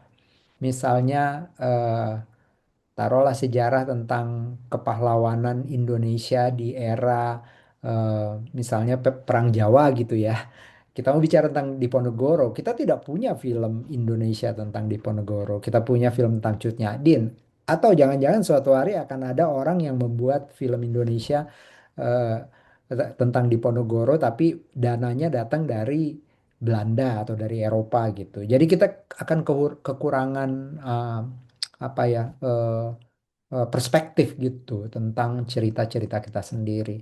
Nah, ini tentu saja agak jauh, tapi saya pikir peran siapapun publik, tenaga pendidikan untuk menulis film. Syukur-syukur kalau kemudian mempelajarinya dengan baik dan misalnya menulis kritik film di AI pun saya pikir ya Gary jangan-jangan sekarang udah ada tuh link-linknya banyak gitu. Ya siapa tahu guru-guru mulai menulis lebih lebih kritis tentang film Indonesia dan kemudian film Indonesia bisa menjadi informasi tentang film Indonesia itu lebih banyak gitu dan bisa menjadi bagian dari dukungan untuk perkembangan kita gitu. Itu kira-kira Mas Isma. Terima kasih Om. Pak Joko Widodo, saya persilakan Pak Joko. Ini Pak Jokowi ini. Ya, terima kasih. Assalamualaikum warahmatullahi wabarakatuh. Salam. Perkenalkan nama saya Joko Widodo, tapi bukan presiden ya. Kebetulan saya tinggal di Metro, seorang guru, sekarang pengawas sekolah. Kebetulan di organisasi saya ketua PGRI Kota Metro yang ya kawan-kawan guru lah ya. Kalau saya melihat anak-anak sekarang ini terutama anak-anak SMP ya, ini sudah mulai familiar juga itu dengan pembelajaran AI itu ya. Nah, kami juga ingin guru-guru kita ini juga nggak ketinggalan gitu ya, terkait dengan teknologi yang sekarang berkembang pesat gitu. Nah, kami ini di PDRI Kota Metro ini ada rencana bulan Juli itu ada kegiatan seminar lah. Kita ingin guru-guru kita juga melek teknologi, bagaimana pemanfaatan AI dalam pembelajaran AI itu. Nah, kira-kira gimana nih Prof, terutama Prof Ismunandar ini yang kalau bisa ke Metro, kami nanti akan mengumpulkan guru-guru di Metro ini, kurang lebih 300-an orang. Kami ingin Metro ini kan kota pendidikan gitu ya, paling tidak guru-gurunya juga melek teknologi gitu. Nah, kira-kira gimana nih? Ini materi hari ini menarik juga, walaupun saya tadi nggak sampai runtut karena lagi ada kondangan tadi ya, tapi sempat sempat ngikuti apa yang disampaikan tadi gitu. Ini gimana nih kira-kira ini? Kami ingin guru-guru kami di Metro ini tidak ketinggalan teknologi gitu. Sementara anak-anak kita ini jauh lebih ke depan gitu. Kira-kira gambarannya gimana ini? Kami ingin nanti perkiraan bulan pertengahan Juli lah ya, setelah masuk ajaran baru, akhir Juli menjelang ya akhir-akhir Juli gitu, ada kegiatan seminar yang kaitannya dengan pendidikan gitu. Ini mohon responnya ini. Terima kasih. Assalamualaikum warahmatullahi wabarakatuh. Waalaikumsalam. Terima kasih Pak Joko. Salam. Nanti Mas Gary bisa ngasih masukan ya. Tapi ini ada Mas Filosa Gita ya, barangkali. Nanti kita kumpulkan Om Riri ya. Ya. Kalau yang tadi dari Pak Joko kan lebih ke Pak Gary kayaknya, ke Mas Gary. Silakan Mas Filosa. Baik, Mungkin disebutkan, kenalkan juga dari mana Mas Filosa ya. ya, baik. Terima kasih Pak Ismu. Salam kenal Mas Riri. Perkenalkan, Salam. saya Filosa dari Yogyakarta. Kebetulan ini sehari-hari ya guru ya, tapi ini saya kebetulan dosen di Universitas Muhammadiyah Yogyakarta dan kebetulan juga sedang riset itu ya tentang bagaimana film ya dan AI ya, film dan AI. Nah, ada beberapa pertanyaan untuk Mas Riri. Yang pertama, eh, dalam beberapa literatur yang saya baca, Mas Riri, memang AI itu sudah banyak apa ya, menginfluence untuk dalam konteks proses praproduksi. Nah, dari pengalamannya Mas Riri sejauh ini, kira-kira bagaimana sih AI itu mempengaruhi juga dalam proses produksi, bahkan sampai pasca produksi. Nah, sejauh mana selama ini, sejak hadirnya AI masuk ke industri film, eh, mungkin saya ingin tahu bagaimana kemudian realitanya ketika di fase produksi dan pasca produksi. Kemudian yang kedua, bagaimana selama ini diskusi di kalangan sineas atau mungkin regulator terkait etika AI dalam proses pembuatan film ini, entah di praproduksi, produksi atau di pasca produksi. Kira-kira dua itu saja Pak Ismu. Terima kasih. Makasih Mas Riri. Baik, makasih Pak. Pak Ismu masih mute. Pak Ismu masih mute. Pak Ismu masih mute, Pak Ismu. Mohon maaf, mohon maaf ya. Mohon maaf, terima kasih Mas Filosa ya. Ya, Om Riri ini mau sekalian, ada yang dari Pak Rasat, tapi ini minta pendapat Ya, saja. Mas Riri mungkin juga bisa baca di chat ya. ya, Jadi Pak Rasat menyebut dampak positifnya mungkin produksi menjadi lebih cepat, demokratisasi akses, tapi ada dampak negatif misalnya hak cipta dan style theft gitu ya. Pencurian style, ancaman lapangan kerja, isu jiwa dan otentisitas yang Om Riri tadi memberikan contoh gitu ya. Nah, mohon pendapat terkait ini. Selain yang dari Pak ya. Filosa tadi. Nah, mungkin yang tentang Pak Joko, kalau Om Riri pas bisa ke Metro, bagus juga di sama-sama nanti ya. Di bulan Juli sama Pak Joko tadi ya. Nah, tapi nanti mungkin Mas Gary yang bisa tanggapi ya terkait itu. Tapi dengan senang hati esensinya yang terkait ini Pak Joko ya. Nanti kita ini. Pak Joko ini teman SMA jadi ini ngundang teman ya. Tapi silakan Om Riri. Tadi ada Ya, dua pertanyaan terus minta satu pendapat. Silakan. ya. Terima kasih. Nah, ini memang saya yakin dalam produksi film ya pertama-tama kan saya harus memperjelas dulu bahwa yang saya bicarakan atau lapangan film saya ini adalah film cerita layar lebar yang diputar di bioskop ya, Mas Filosa, Pak Razat gitu. Jadi kami harus lebih berhati-hati karena film-film yang kami buat itu adalah film yang dipublikasikan, direncanakan dengan cukup matang dan biasanya untuk mencapai pasar yang sangat luas gitu. Jadi distribusinya itu nomor satu harus di bioskop dulu, kemudian ada potensi akan diputar juga di platform digital. Dan ketika kita putar di platform digital itu biasanya provider atau streaming platform itu punya kriteria-kriteria atau sistem security yang sangat ketat. Jadi kami harus meng-announce apa saja pelibatan teknologi kecerdasan artifisial yang kami pakai gitu. Kalau seumpama misalnya kami menggunakan visual effect atau computer graphic gitu yang menggunakan artificial intelligence. Nomor satu, kita tidak bakal diterima kalau kualitasnya resolusinya rendahan. Jadi jangan jangan salah, ada juga yang menggunakan AI dengan kualitas rendahan, hasilnya pasti kelihatan gitu ya, kayak kayak kayak low resolution animation gitu, animasi dengan resolusi rendah, dan itu tidak akan memenuhi syarat gitu. Ketika dia diputar di bioskop pun dia tidak akan memenuhi kriteria kayak kualitas film-film yang layak ditonton di bioskop ya. Nah, itu sebenarnya satu hal yang eh, harus diantisipasi. Jadi saya tidak mengatakan bahwa tidak ada penggunaan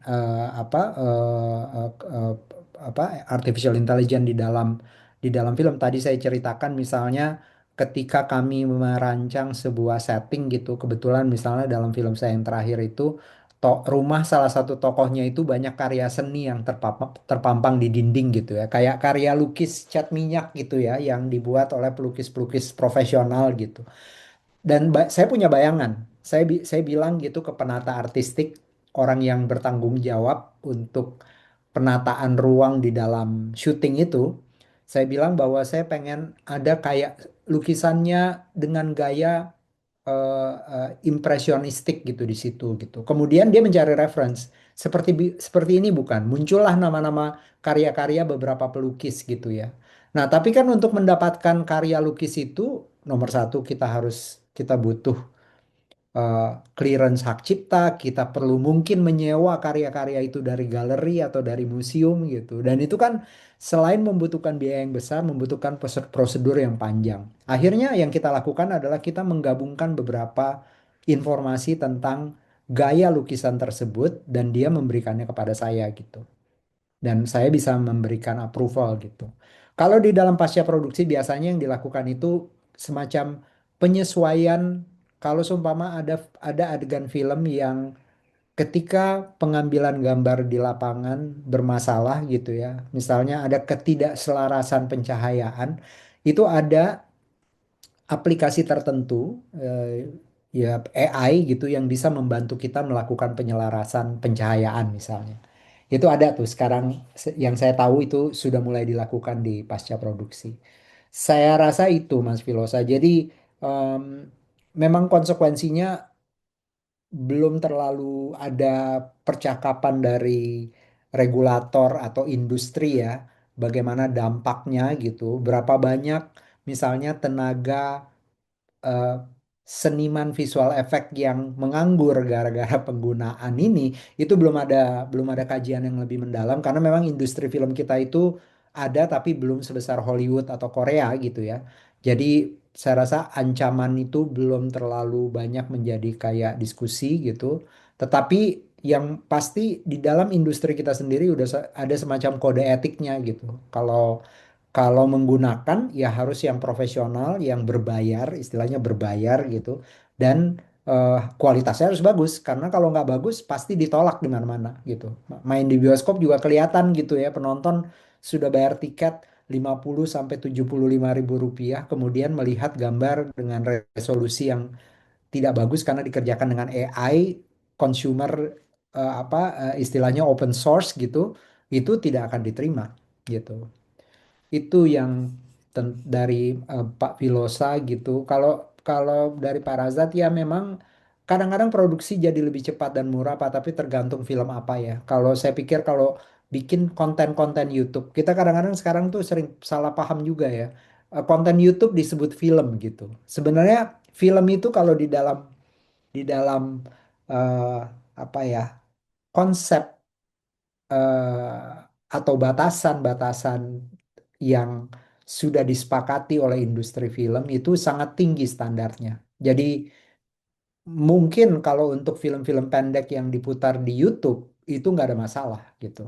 Tetapi kalau dia diputar di bioskop, dia akan berhadapan dengan standar-standar yang sangat baku, yang sangat tinggi gitu. Jadi tidak tidak mungkin AI itu bisa dibikin untuk asal cepat aja.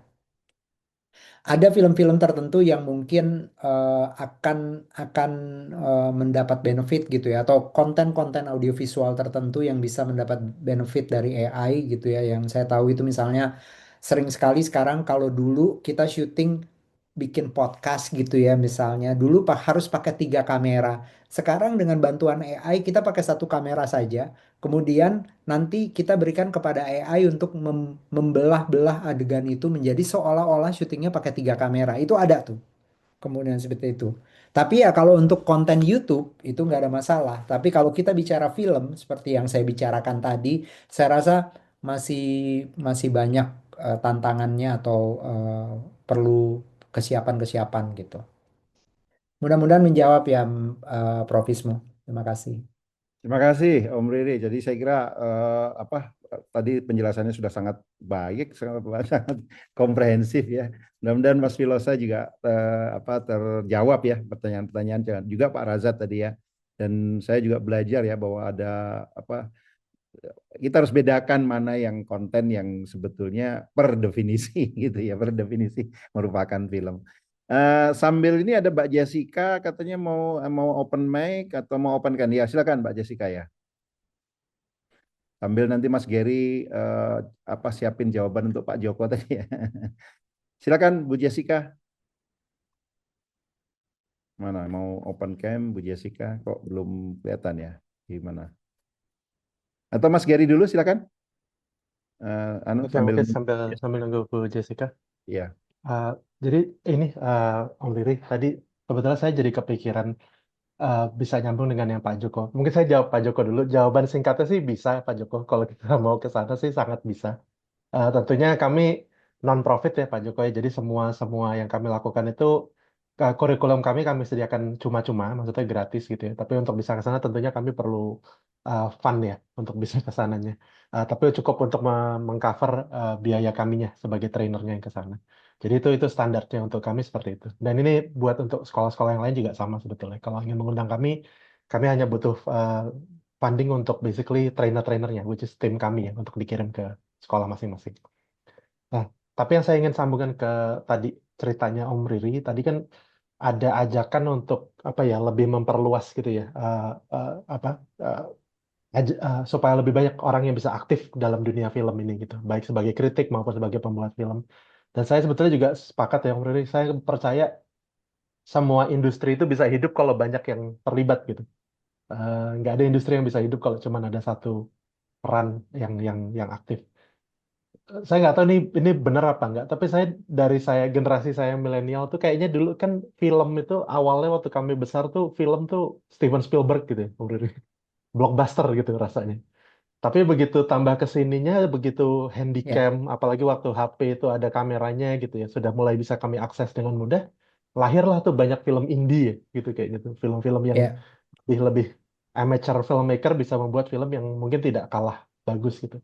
Nah, ini kan kalau mikir logikanya, kalau AI-nya tambah canggih kan akan lebih mudah lagi nih untuk yang ingin menjadi filmmaker tuh bisa menjadi filmmaker gitu, tanpa harus ada fasilitas studio besar dan lain-lain. Nah, ini Riri melihat apakah betul arahnya ke situ, dan mungkin pertanyaan bagian keduanya, seperti tadi Om, kayak kami juga di DOV Indonesia tuh kalau misalnya kami diundang ke satu sekolah gitu tuh, apa sih Om yang perlu kita perlu kita sampaikan gitu ke murid-murid, ke guru-guru gitu supaya bisa terlibat gitu dalam dunia perfilman ini dengan teknologi AI yang sudah lebih memudahkan gitu mungkin untuk membuat film. ya, Itu mungkin ya. Silakan Om ya. Riri langsung. Saya cenderung untuk kita berkolaborasi dengan baik. Saya pikir eh, tentu saja seperti yang Gary katakan, industri film kita sudah melalui perjalanan yang cukup panjang, yang mungkin mirip-mirip juga dengan perkembangan industri film di banyak negara. Ketika yang mainstream itu menjadi semakin besar, selalu ada keinginan untuk membuat film dengan di alur side streamnya, di alur pinggirnya gitu. Dan biasanya dari film-film inilah kemudian kita mulai mendapat eh, apa ya, energi-energi baru, kreativitas-kreativitas baru. Jadi saya sepakat sekali itu bahwa AI itu bisa menjadi kayak semacam tools yang membantu kita untuk membuat semuanya lebih besar. Tetapi memang kita perlu terus-menerus juga meningkatkan apresiasi tentang apa film itu gitu. Karena itu yang menjadi kekuatan dari banyak negara-negara lain, kenapa perkembangan film di Korea atau di misalnya di Hong Kong atau bahkan di Amerika sendiri itu bisa berjalan karena dasar-dasar pengetahuan tentang kekuatan atau karakteristik dari identitas film di satu negara itu tetap juga menjadi bagian penting untuk dikembangkan atau diperluas gitu.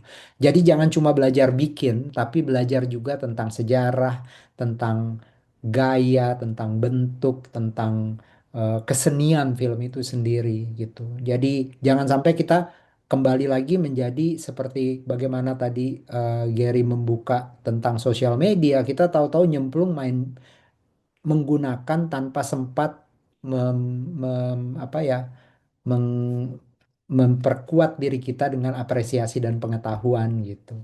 Karena kalau tidak eh, kita akan menjadi consumer yang istilahnya apa ya? Kita have consumes besar gitu ya, tetapi produksi kita itu tidak pernah bisa bersaing untuk akhirnya bisa dikonsumsi secara luas juga di negeri kita sendiri. Kita orang-orang Indonesia sangat menikmati karya-karya Spielberg gitu, tetapi penonton yang sama itu gagal mengapresiasi karya pembuat film lokal yang sebenarnya memiliki potensi untuk bisa menjadi Spielberg suatu hari gitu. Nah, itu terjadi karena kegagapan biasanya ya, kegagapan di dalam aspek-aspek apa ya kesejarahan kayak apresiasi tentang film itu sendiri gitu.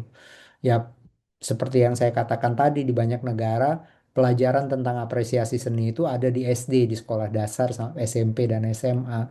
Sekarang saya rasa kalau di sini hadir para guru, saya mendorong betul ada pelajaran apresiasi seni sebagai tambahan karena saya yakin itu sesuatu yang biasanya tidak menjadi prioritas gitu. Nah, film itu adalah unsur seni yang kadang-kadang kita lupakan. Kita pikir dia itu hanya konsumsi kayak makanan aja, kita makan aja. Tapi sebenarnya nilai yang ada di dalam film kan luar biasa ya. Ada kita bisa belajar tentang bagaimana berbahasa dengan menonton film. Kita bisa belajar tentang bagaimana orang Tapanuli hidup, orang Toraja hidup, orang Timor hidup dari film gitu. Di samping tetap mendengarkan ceritanya, menikmati ceritanya gitu. Jadi film itu punya potensi yang luar biasa besar dan perlu di dilihat secara lebih mendalam. Kemudian teknologi atau AI ini bisa menjadi pendukung yang membuat industri film kita atau lapangan perfilman kita itu menjadi lebih sehat gitu. Mudah-mudahan begitu sih, Yari.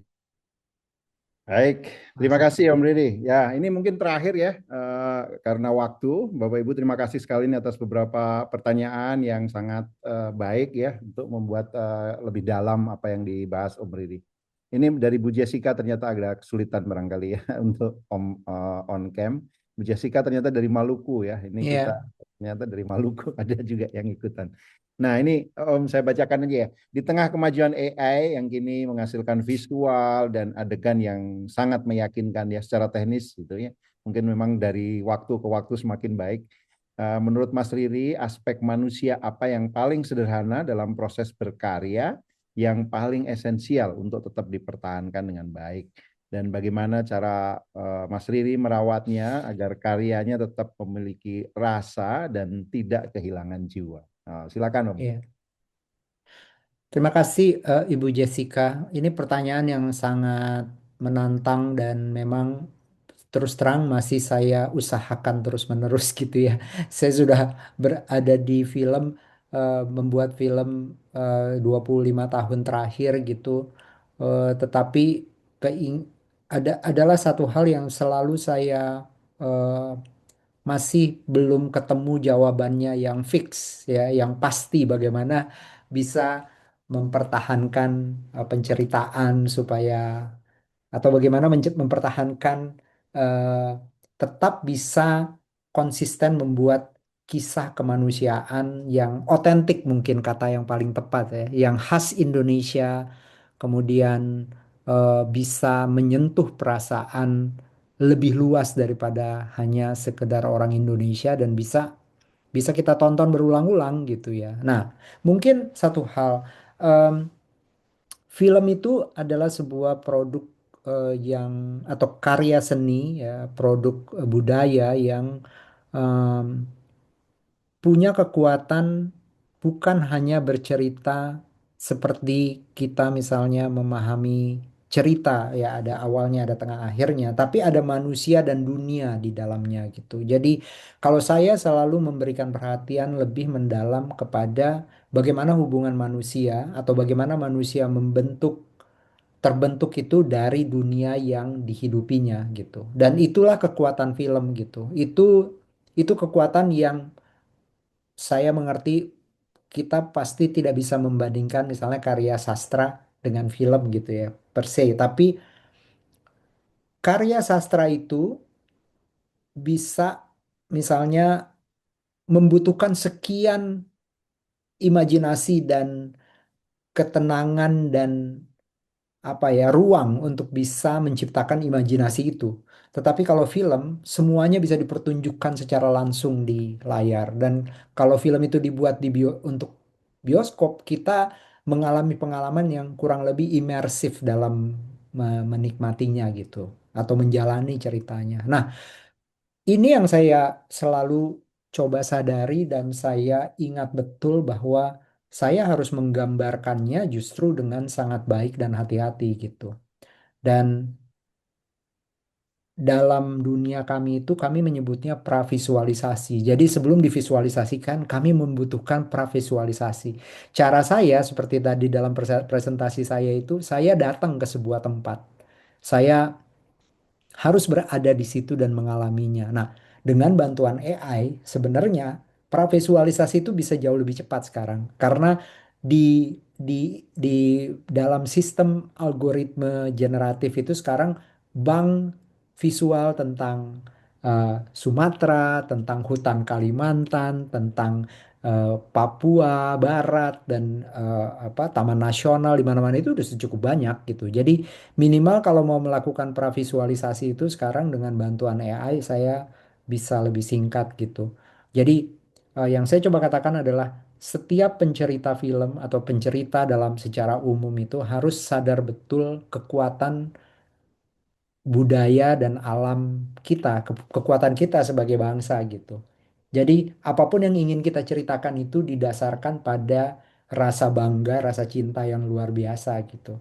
Dan itu yang saya rasakan ketika saya datang ke Belitung, Bu Jessica, waktu bikin film Laskar Pelangi, saya melihat betul bahwa anak-anak ini harus berjalan kaki begitu jauhnya menuju sekolah setiap hari gitu dan saya bisa merasakan energi itu gitu tentang pentingnya pendidikan gitu. Ya itu juga kita sering alami kalau kita ke Kupang atau kita ke Maluku, kita ke pelosok ya kayak di Sulawesi Selatan gitu. Saya seminggu yang lalu ada di Bantaeng gitu di Sulawesi Selatan. Saya bisa ketika berada di sana saya bisa merasakan itu gitu. Nah, ini yang em, mestinya didorong atau minimal didukung dari film Indonesia. Jadi kalau ada kesempatan Bapak Ibu menonton film Indonesia yang bercerita secara otentik, saya pikir harus diberi kesempatan gitu. Jangan sampai dilewatkan dan ditunggu nontonnya di YouTube aja nanti gratisan gitu. Itu kan itu tidak membantu gitu. Ketika ada film baik, mari kita dukung sehingga film baik akan menjadi semakin banyak di masa yang akan datang. Ya, kira-kira begitu tanggapan jawaban saya. Terima kasih, Bu Jessica, Mas Ismu. Terima kasih banyak Om Riri dan sekali lagi tadi ya Bapak Ibu sekalian bahwa memang pasti beda ya kalau kita nonton di bioskop dengan nonton di rumah ya disambi-sambi kan sekarang ini kita Iya, sering menganggap orang atau kita ini jago multitasking padahal nggak ada ya orang yang bisa multitasking itu perhatian kita itu satu gitu ya. Nah kalau di bioskop kan barangkali Om Riri tadi cerita bahwa kita memang dipaksa ya untuk perhatiannya ke sana, suasananya dibuat imersif dan sebagainya ya. Jadi memang tadi Om Riri menyebut kita ternyata di Indonesia juga balik lagi bahkan mungkin jumlah penonton terbanyak dan sebagainya di tahun ini dan seterusnya ya. Tapi memang Om Riri saat ini pertanyaan kecil juga ini ya. Nggak semua bapak-bapak ini apalagi yang di daerah barangkali punya kemewahan untuk akses dengan Iya, mudah ya. Itu mungkin salah satu halangan ya. Mudah-mudahan ke betul. depan jadi lebih baik ya.